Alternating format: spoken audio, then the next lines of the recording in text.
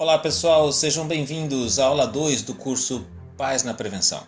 Espero que tenham aproveitado a nossa primeira aula do curso. Nesta aula aprenderemos sobre as consequências do uso de drogas. Vamos lá?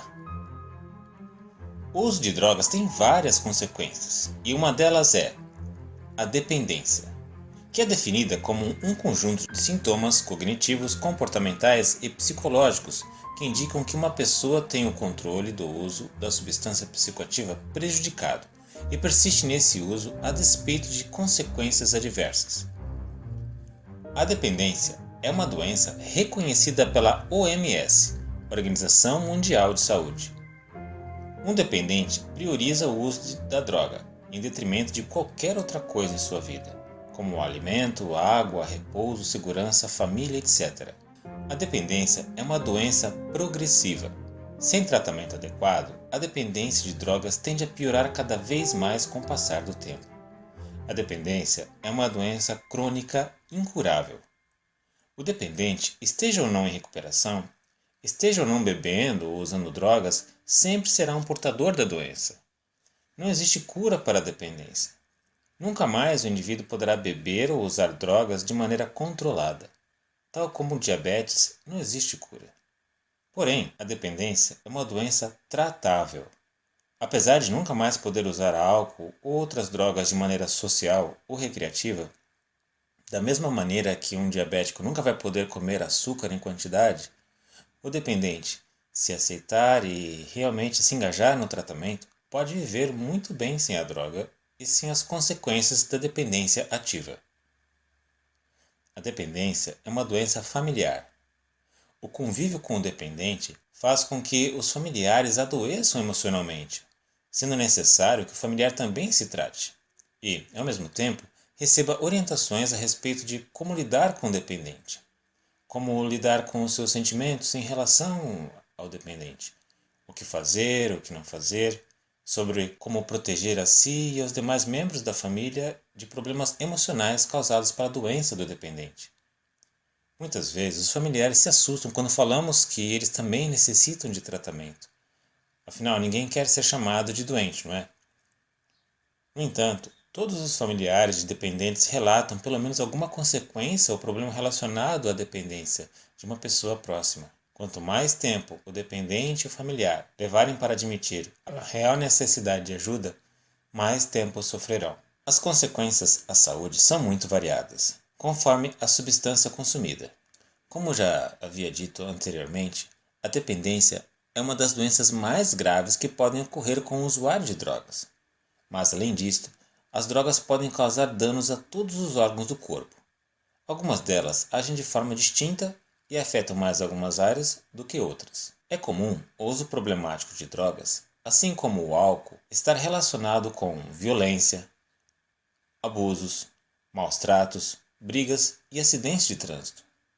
Há também aqueles que cometem crimes e delitos por estarem sob o efeito de substâncias psicoativas ou se envolverem com drogas legais. Problemas de relacionamento são bem comuns na vida de quem abusa de drogas, pois o usuário acaba priorizando o consumo e negligenciando seus relacionamentos. Muitos divórcios, rompimentos, discussões familiares, perda de vínculos entre pais e filhos são causados após o uso abusivo e problemático de drogas. Outra área afetada pelas drogas é a vida profissional.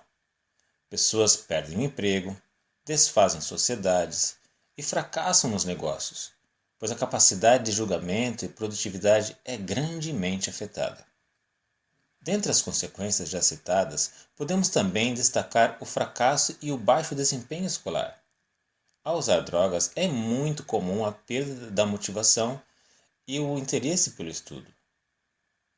Também é importante ressaltar que quando uma pessoa tem uso problemático de drogas, ela não afeta apenas a si mesma, mas muitas outras pessoas, de modo direto e indireto, principalmente os familiares. Saiba mais sobre as drogas e o cérebro de seus filhos, com a professora Clarice, pesquisadora da Unifesp. Bom, o que a neurociência sabe sobre o desenvolvimento do cérebro, né? A gente tem bastante evidência por estudos dentro da área de neuro que a forma que o cérebro se desenvolve é bastante clara, onde as partes mais primitivas, as partes, por exemplo, aquelas que são relacionadas ao prazer, ao consumo de drogas, elas se desenvolvem primeiro e, na verdade, é a parte que controla essas áreas que vão se desenvolver mais tarde, que é a parte frontal, que a gente chama de córtex pré-frontal, que na verdade tem um papel de inibir essa área aqui, que é prazer, que responde a qualquer tipo de prazer, incluindo das drogas. Então, o que a neurociência mostra é que a parte de controle de impulso é a última a se desenvolver, porque ela é mais sofisticada, ela é mais complexa, que é aquela parte que vai, por exemplo, ponderar o pró e o contra. Se eu experimentar isso agora, se eu fizer isso agora, qual é o meu dano, possível dano a longo prazo? Então, isso é uma parte muito mais complexa e que acaba sendo desenvolvida muito depois. Então, só de explicar isso já fica óbvio que é por isso que o adolescente tem esse comportamento, né, tão típico, que é a dificuldade de controlar o impulso, a dificuldade de planejar mais a longo prazo, a questão mais imediatista. Por que isso? Porque na verdade essa parte do cérebro não está totalmente formada, que é essa parte de controle, que é a parte pré-frontal e que é muito mais complexa. O que se sabe? Se sabe que essa parte ela só vai ficar realmente pronta lá pelos 23, 24 anos. Então isso já mostra por que o cérebro é diferente nessas diferentes faixas etárias. Então, as partes mais primitivas que fazem aquele impulso de responder a um desejo, elas são as primeiras. Isso já se tem no cérebro de uma criança de 4, 5 anos. Essa parte mais primitiva que inclui o sistema de reforçamento, ela já vai estar pronta. E a parte que controla isso, que modula isso, é que vai demorar muito mais. Então, isso já explica por que do comportamento do adolescente, a dificuldade de controlar impulso, a dificuldade de ponderar possíveis danos no futuro e explica por que quando se mexe com esse cérebro, né, ou por exemplo com situações estressantes ou até com o próprio uso de drogas, essa parte vai ser a mais afetada, essa parte que controla impulso, essa parte que modula, pondera. Então, sabendo que o cérebro ele não fica pronto, não fica maduro, né, para ponderar até os 23, 24 anos, faz a gente entender, por exemplo, por que as limitações de consumo de drogas precocemente, né, e por que isso vai impactar o desenvolvimento do cérebro. Então, a gente sabe que se ele está ainda crescendo, ele está aprendendo o equilíbrio, né, o cérebro ele é muito inteligente em conseguir se equilibrar, em conseguir se estabelecer os equilíbrios químicos que ele precisa para ter um funcionamento saudável. Então, até essa idade, ele ainda está aprendendo a buscar esse equilíbrio, ele está aprendendo a entender quais são os níveis que dizem, ok, aqui eu estou bem. Se eu sou exposto a outras coisas que são muito diferentes do que biologicamente eu estou preparado, explicando melhor então, se eu sou exposto a picos de drogas que são muito além daqueles que o meu corpo, o meu cérebro está preparado a se equilibrar, ele acaba aprendendo o equilíbrio de uma forma diferente. Né? Então, assim, o que geralmente uma emoção muito forte, o primeiro beijo, né? A gente considera que aqui está o equilíbrio, um primeiro beijo seria um pico aqui.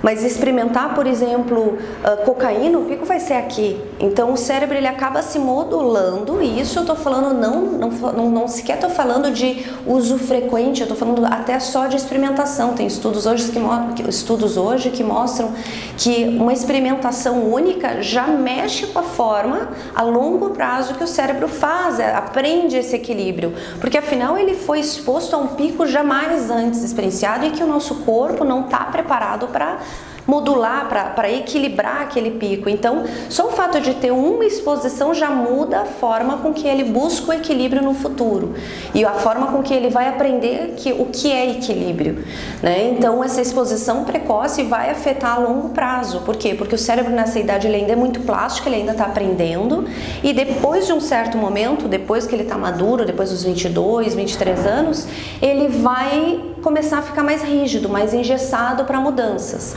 né? Então, o que a gente sabe? A gente sabe que a exposição precoce a drogas psicotrópicas de forma geral vai afetar a longo prazo a forma que o cérebro busca o equilíbrio. O que é isso, em outras palavras? É a forma com que é a predisposição desse indivíduo a doenças como depressão, ansiedade, que são todas doenças que têm a ver com essa modulação.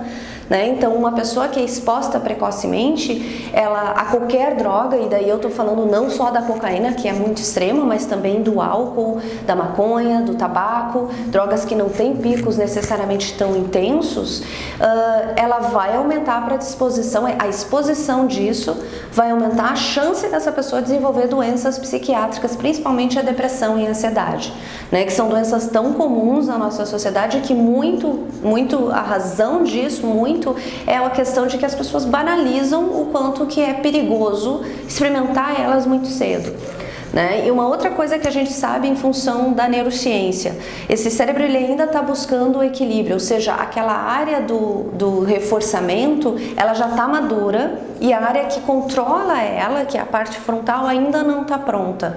Se você expõe o cérebro a uma droga específica, por exemplo, o álcool, a gente tem dados, já tem bastante literatura mostrando que a exposição precoce do álcool vai mudar a forma com que esse circuito da recompensa funciona e vai sensibilizar o cérebro para desenvolver dependência de qualquer outra droga, né? O que se sabia antes era que se beber muito cedo aumenta a chance de desenvolver alcoolismo mais tarde, mas o que hoje se sabe é que não é só isso, é que se beber muito cedo aumenta a predisposição da pessoa a desenvolver qualquer dependência. Então a relação com as drogas é cruzada, não é só droga com droga.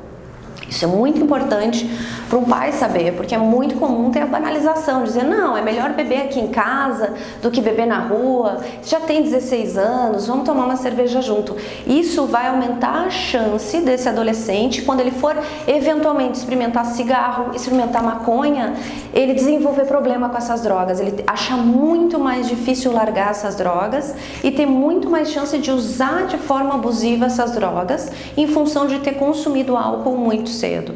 E isso é muito importante que os pais saibam, porque eles acabam realmente banalizando. Por que banaliza? Porque o efeito não é tão intenso, né? A gente tem culturalmente a impressão de que um porre, né, não tem, o único risco do porre é se ele dirigir, o único risco de ficar embriagado é sair na rua, se meter numa briga, mas não. Essa embriaguez precoce, ela está mexendo a forma com que o cérebro vai aprender a se equilibrar no futuro. Então é um período muito precioso e é muito importante que o cérebro seja preservado, pelo menos até essa idade, onde daí se o consumo ele vai alterar o cérebro mais tarde, mas o cérebro já sabe se equilibrar, ele já tem a noção de o que é um equilíbrio, né? Tanto que se sabe, por exemplo, estudos de maconha, se sabe que estudos longitudinais, onde eles avaliaram as pessoas que fumaram maconha muito cedo, fumaram até pouco, mas muito cedo, e aquelas que fumaram muito, mas bem mais tarde na vida, o que se tem desses estudos? Se sabe que aquelas que fumaram muito precoce, elas tiveram danos irreversíveis, principalmente inteligência, tomada de decisão, capacidade executiva, mesmo que elas tenham usado muito pouco, se foi cedo, esse efeito, mesmo que elas parem, esse efeito ele fica duradouro. E aquelas que usaram mais tarde, e quando eu falo mais tarde eu falo 24, 25 anos, elas podem até ter usado de forma abusiva.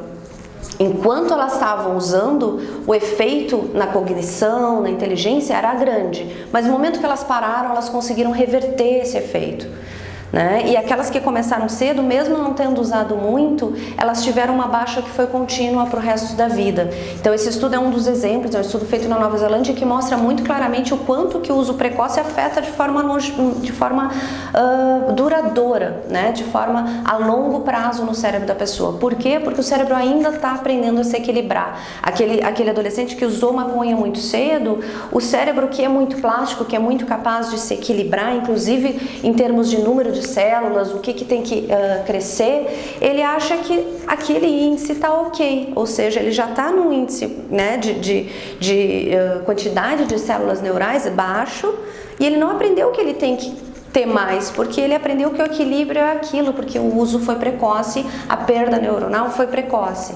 Então, se ele está usando mais tarde, ele vai sim perder atividade sináptica, perder inclusive células em função do uso, mas quando ele para, o cérebro entende que está abaixo e, usando a capacidade plástica dele, recupera, né? Então, por isso que eu acho que a intervenção, claro que a intervenção melhor é dizer não usa, mas para pensar numa forma mais flexível e não tão moralista para abordar isso com o adolescente, principalmente, é dizer assim: Se for para experimentar, experimenta muito tarde, espera, não tem por que usar uma coisa que vai mudar o seu cérebro para sempre e que vai fechar a porta de poder recuperar isso quando parar. Então, nosso objetivo, principalmente em termos de política, de prevenção, é, na verdade, antes de tudo, adiar o uso, principalmente álcool, né? Porque o que a gente sabe é que vai, na verdade, abrir a chance de desenvolver problema com qualquer outra droga. Então, quanto mais tarde, melhor. Né? Então, os 18 anos, que é o que a nossa lei fala, ele é até flexível demais, ele é até permissivo demais, porque a gente sabe que até uma pessoa que começa a beber e fica bêbada com muita frequência dos 18 ao 21 já vai ter um dano irreversível no cérebro, né? Embora seja legal.